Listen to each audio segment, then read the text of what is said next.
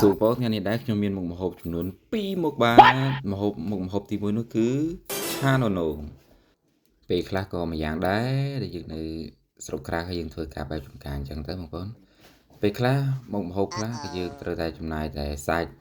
គ្រឿងទេសគ្រឿងអេមទីទួចហើយបន្លែយើងមានស្រាំអញ្ចឹងវាស្រួលដែរវាមិនសូវចុះមិនសូវអីអញ្ចឹងណាបងប្អូនយើងក៏ចាប់ផ្ដើមអីទៅបងប្អូនចិត្តសម្បកចិត្តឲ្យវាស្អាតដើម្បីយើងលាងទឹកលាងអីហើយនៅពេលដែលយើងចិត្តសម្បកចិត្តអីហើយយើងក៏ចាប់ផ្ដើមហាន់ជំរាបតូចដើម្បីយើងយកទៅឆាដើម្បីងាយស្រួលផងដែរបាទ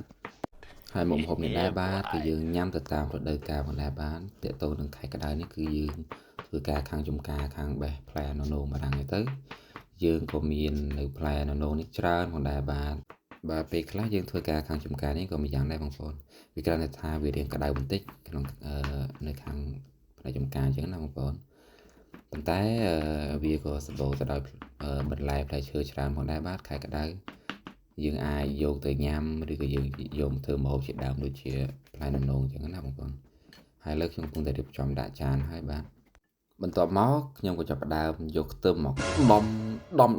ដំឲ្យវាខ្ទេចហើយដើម្បីយើងយកមកចិតដើម្បីយកមកទុកឆាជាមួយនឹងអានងអញ្ចឹងណាបងប្អូនបាទឥឡូវបាទយើងក៏ចាប់ផ្ដើមដាក់ខ្ទះឆាទៅយើងផងដែរបាទដាក់ខ្ទះឆាយើងដាក់ឲ្យក្តៅបន្តិចសិនណាបងប្អូនហើយក៏យើងដាក់ខ្លាញ់ចូលបន្តិចទៅដើម្បីឲ្យវាលឺស្រូឈូបាទហើយក៏យើងដាក់ខ្ទឹមដើម្បីបំពងវាឲ្យឡើងក្រហមបន្តិចសិនណាបងប្អូនហើយបន្ទាប់ពីខ្ទឹមឡើងក្រហមបន្តិចហើយយើងក៏ជះអានោះរបស់យើងដែលបានចាត់ហើយនោះបាទចាក់ចូលក្នុងខ្ទះឆាទាំងអស់ទៅបាទកុំទុកសំបីតែបន្តិចបាទគោច្បោកច្បល់វាឲ្យវាទុនហើយក៏យើងដាក់ប្រេងខ្យងបន្តិចទៅបាទដើម្បី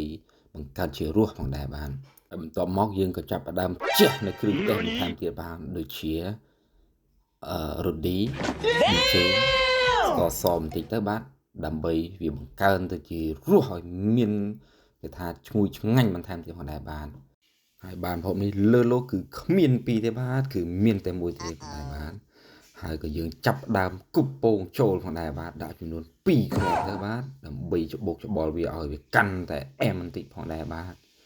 ហើយម្ហូបយើងក៏បានឆ្អិនហើយបាទយើងក៏ចាប់ដាក់ចានទុកសិនហើយយើងក៏ចាប់ដើមធ្វើនៅម្ហូបទី2ផងដែរបាទ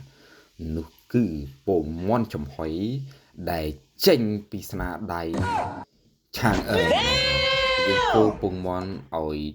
ច្បោកច្បល់គ្នាឲ្យវាសព្វសាច់ឲ្យហើយបាទយើងក៏ចាប់ផ្ដើមរៀបចំចានហើយក៏យើងដាក់ប៊ឺប៉ាតជុំវិញចានអាលុយមីញ៉ូមរបស់យើងណាបងប្អូនដើម្បីឲ្យងាយស្រួលក្នុងការយើងដាក់ពងមាន់ទៅឲ្យវាមានក្លិនឈ្ងុយឆ្ងាញ់គ្មានពីរលើលោកតែម្ដងបាទហើយនៅពេលដែលយើងធ្វើហើយយើងក៏ចាប់ផ្ដើមដាក់នៅក្នុងអាម៉ាស៊ីនកម្ដៅគេណាបាទដាក់ចំនួនប្រហែលជា10នាទីទៅដល់ខ្លោចគ្នាតែ